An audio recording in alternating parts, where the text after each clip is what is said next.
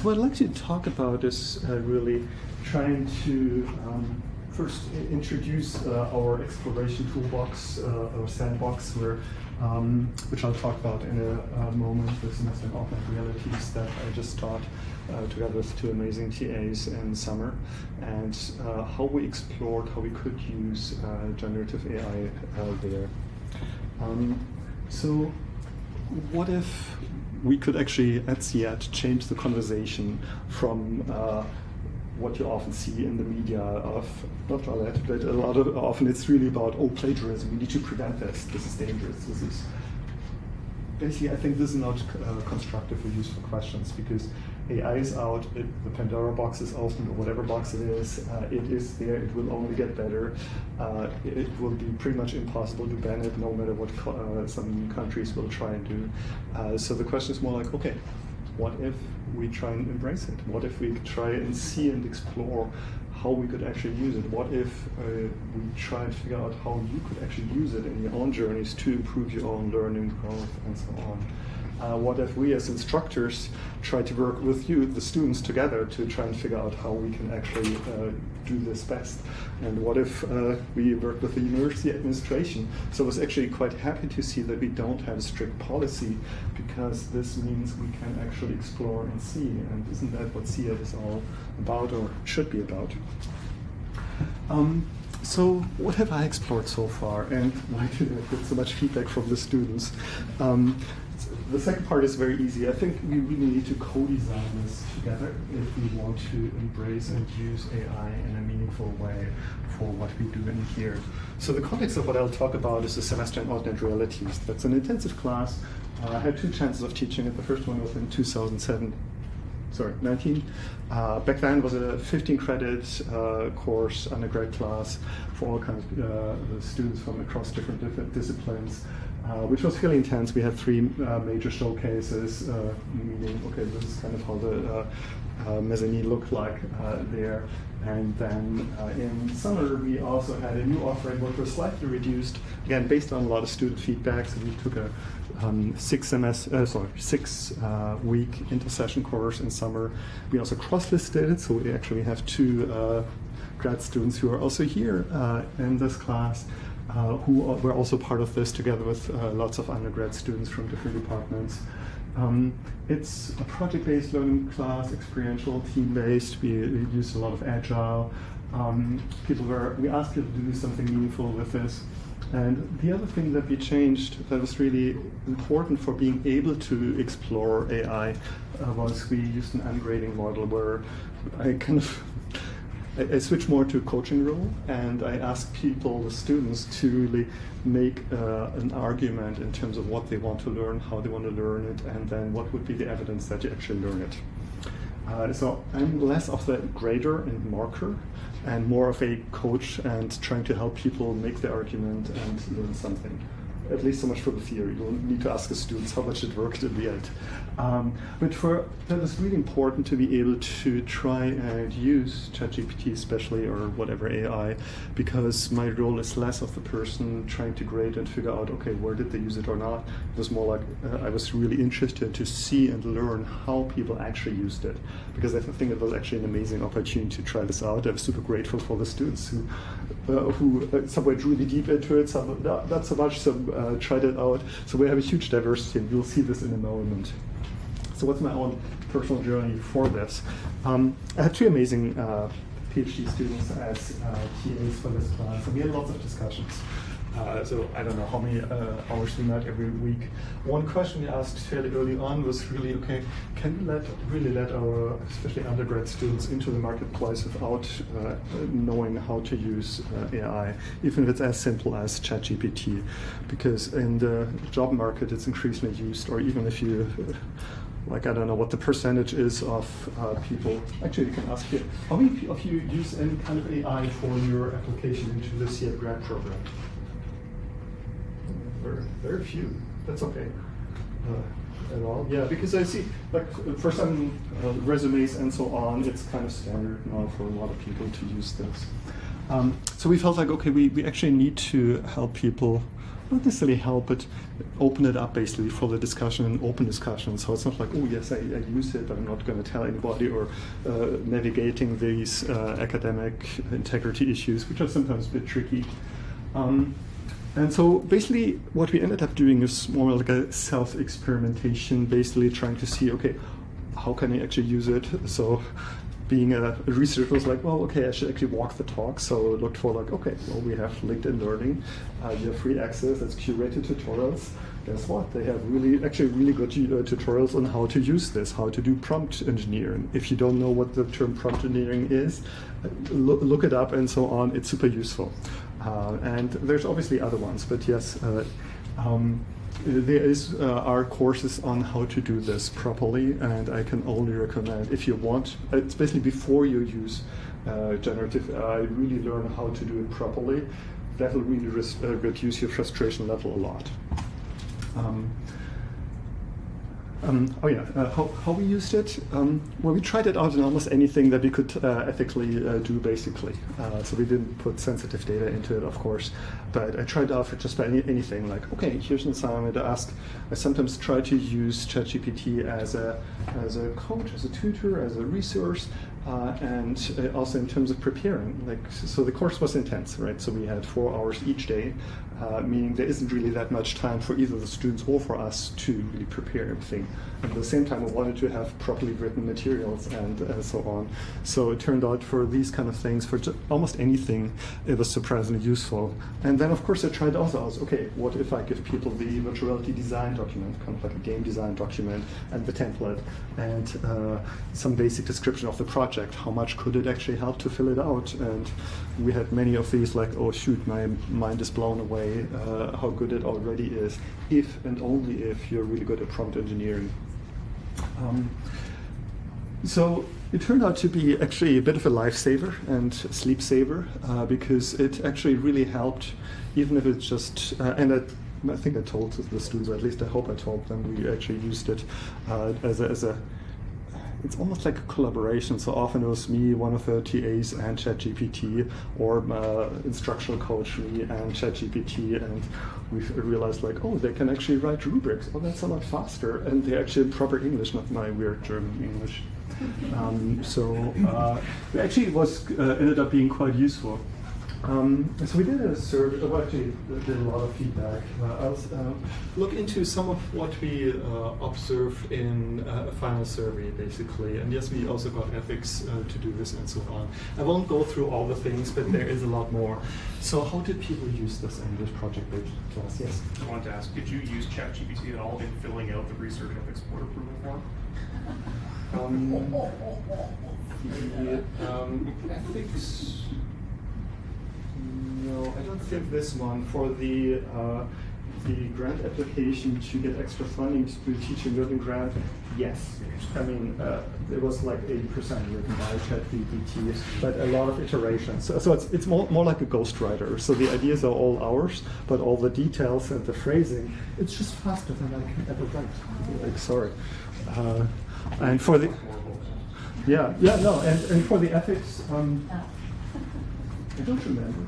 Like, likely yes, because it was all in that semester where I basically released it on just about anything I could release it on, where I felt like, okay, I'm not violating academic integrity because, like, it's still my ethics approval. I don't know. I mean, so I used it more as a co-writer, and that's also how students often describe it. It's a really, really smart person that knows a lot, but is also really dumb in a way, so doesn't necessarily understand. So you really need to explain it extremely well. And then my prompts were often longer than the answer. So it's not necessarily faster. So, but as you asked, so what I ended up doing and preparing for the class, like having worked with an educational coach for a long time, basically you're always supposed to write down, okay, what you actually want to achieve, the desired learning outcomes. What I realized with ChatGPT is I have to be a lot more detailed. I have to actually explicitly explain what did I actually want to achieve and how and why and what's the idea behind it and so on. So in a way it forced me to be a lot more explicit and write things down so I could use it. So I didn't waste, I spent a lot more time initially just thinking about what I actually want to achieve, which is actually good. It's kind of like the higher level thinking. But then the simple mechanics, there it helped a lot. So people used it for a lot of different things, like narratives. It's not like ultimately creative in a sense, but it seems like it really is. So so it can actually, so it was actually super useful for students to use it to look at the narratives, come up with ideas, details, and so on. Use it as an idea incubator, basically. Some people tried it with coding. I think that needs a lot more work to work properly. Some used it as a kind of catalyst, basically. Like, for example, if what it's really good is, okay, give me 10 different slogans for this project or Razor. And if you don't know what a Razor is, then people ask it and it could explain it. And then you can iterate and go back and forth if you're looking for a good title and so on. So I think it's really this iteration. So if you really treat it as an assistant, it can be super useful. Some people use it as a learning facilitator, especially for students who were struggling a bit with English because it wasn't their native language. It really helped a lot. It could explain things, it could revise it, rephrase it, translate what I said into meaningful language for them, and so on, or just simply translate. Also for refining process, improving, adding more details, fleshing it out, shortening, like if you ever had to write anything that has to have exactly 100 words, it's useful. But also, some people weren't really excited about it, and that's totally fine. So a lot of people did not use it much, and there were a lot of challenges. So that would be its own talk. So I'm not going to go into all the details of the challenges, but there's a lot. So it's clearly not there. And there's something on the psychological level that is super interesting about this generative AI. It's almost meant, or it gives you the impression that it's really smart. And it's phrased and formatted perfectly, properly, nicely. There's no grammatical or any errors. So you really get the illusion that it is beautifully written. But it's not necessarily, it's up to you to really look for the depth. Is it really there? Because it's really this illusion, okay, yes, it's all perfect, it's great, and so on. And that's where, in my experience, it was actually super useful to have another person there. It's kind of like extreme programming. Who's familiar with the idea of extreme programming? What's the idea? You mean XP, extreme programming? Yes. Yeah, it was like one of the early methodology of which introduced in the context of agile software development. So the idea behind the extreme programming is to bring about some of these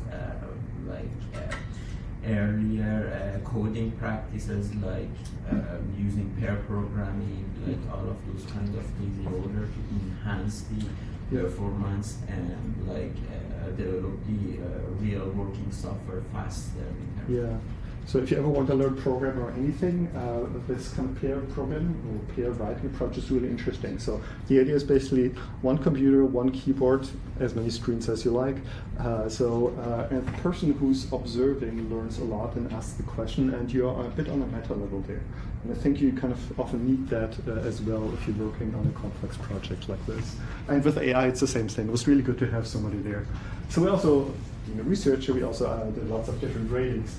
And like you ask questions like, okay, in terms of time saving, tackling problems, and so on. The thing you see is basically it's all over the place. Some people loved it, some thought it was absolutely useless, and they're probably all right because all it depends on how you use it, when you use it, to what degree do you use it, and especially how good are you at prompt engineering and iteration.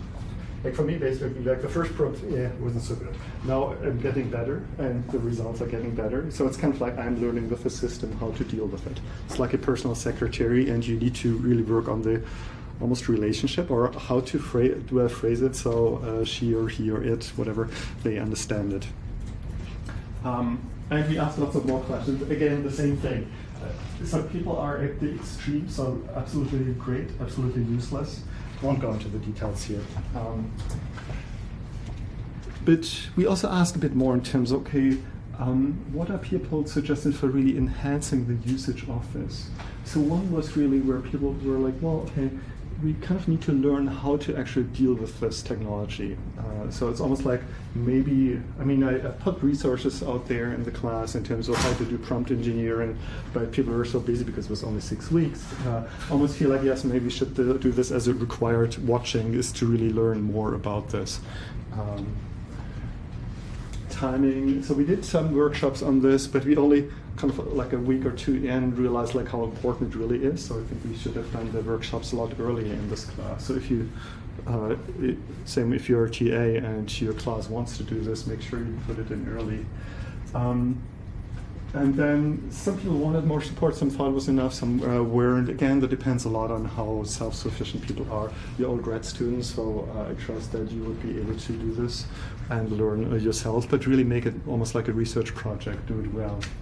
And it was clear, and we fully agreed that we like make it mandatory is not a good idea either. Like, I mean, as soon as you exert pressure, there's counter pressure. So basically, don't require people to do it, but have it as an option. So where do we go from there? I think on a larger picture, it's really one question is really how do we foster a culture of this? And that's a much larger question. It's SIAT, it's SFU, it's the universe basically.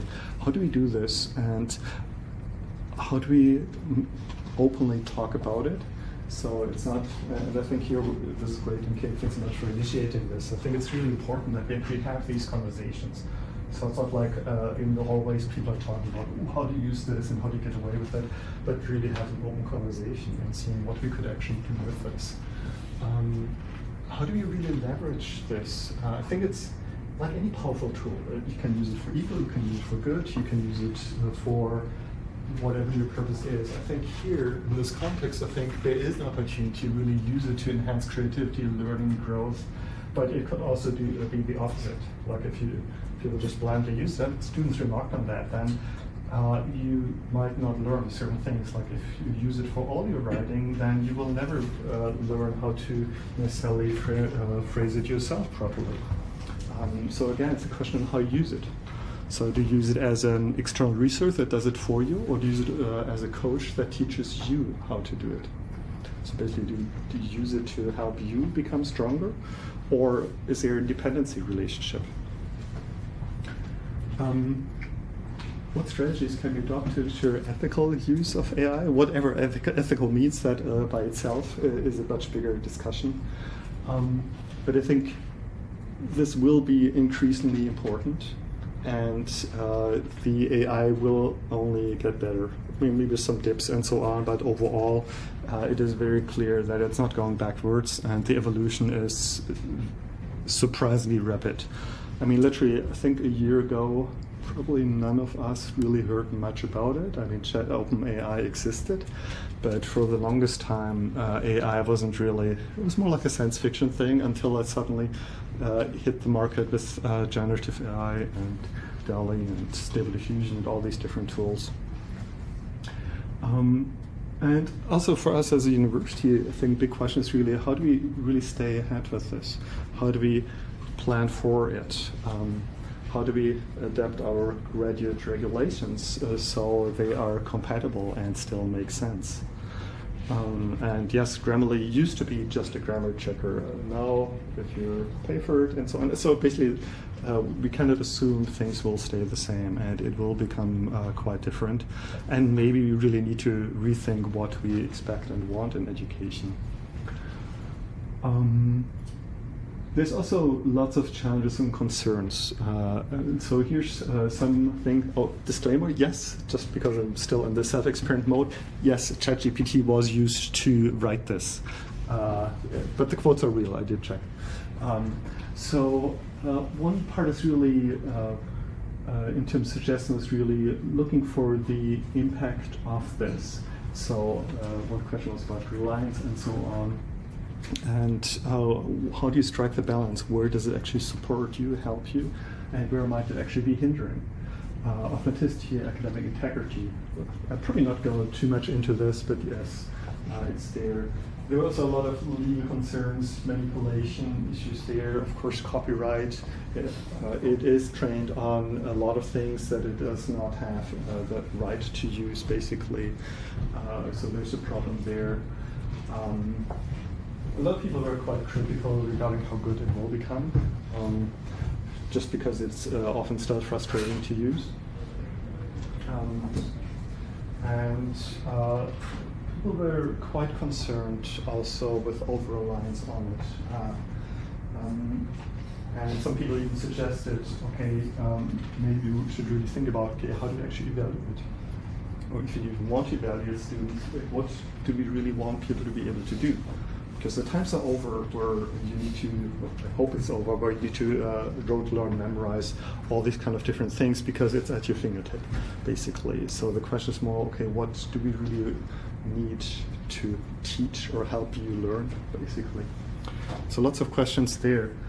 And I mean, we're interactive arts and technology, so we're supposed to do something interesting, innovating. So how could we actually prepare for this? What time do we actually have? Okay, so have half an hour? Okay, then let's go quickly so we have a bit more time because I wanted to gather your input as well. I did send you an email with this. Yes. Okay, perfect. So how do we actually prepare for this? So we actually have a lot of insight from the students, but I'm not going to go into this. We can later on, but instead what I wanted to do is actually ask you about this. So prepared a simple mirror board with just 2 questions.